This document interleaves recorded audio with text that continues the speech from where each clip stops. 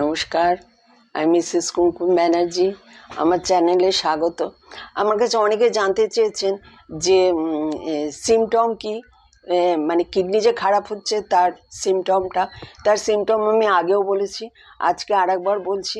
দেখবেন আপনার শরীরে প্রচণ্ড ইচিং হয়, কারো কারো হয়তো ইচিং হয়, আর কারো কারো হয়, ইউরিনে অনেক ফোম আসে।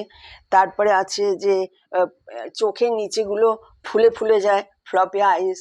পেটে জল হয়ে যায়, পেট ফুলে যায়। পাগুলো স্পেশালি ফুলে যায়। খেতে একদম ইচ্ছে করে না, রাতের পর রাত ঘুম হয় না, প্রচণ্ড একটা খিটখিটে ভাব আসে, কিচ্ছু ভালো লাগে না। আর ওটাই হচ্ছে কিডনি যে আমাদের এফেক্ট হতে শুরু করেছে তার লক্ষণ।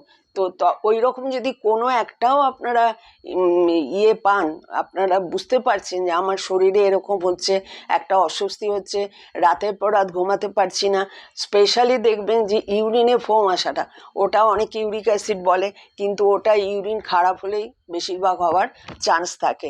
সেই জন্য কি করবেন, আপনারা অবশ্য তখন ডাক্তারের কাছে যাবেন, কেএফটি টেস্ট করাবেন। কেএফটি মানে কিডনি ফাংশন টেস্ট, তারপরে আলট্রাসোনোগ্রাফি। এগুলোতে যদি করানোর পরে ডাক্তার বলে যে না আপনার সেরকম কিছু হয়নি, কিডনি নর্মাল আছে, ফাংশন করছে, ওগুলো অন্য কিছু কারণে, তাহলে তো খুবই ভালো, খুব ভালো।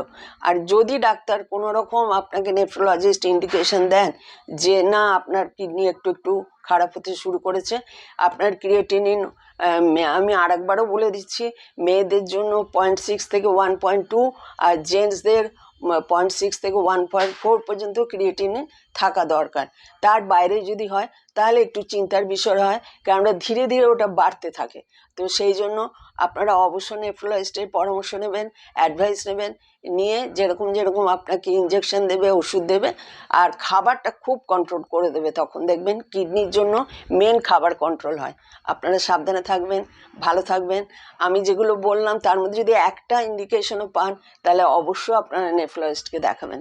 আজ এই পর্যন্ত রাখছি, নমস্কার।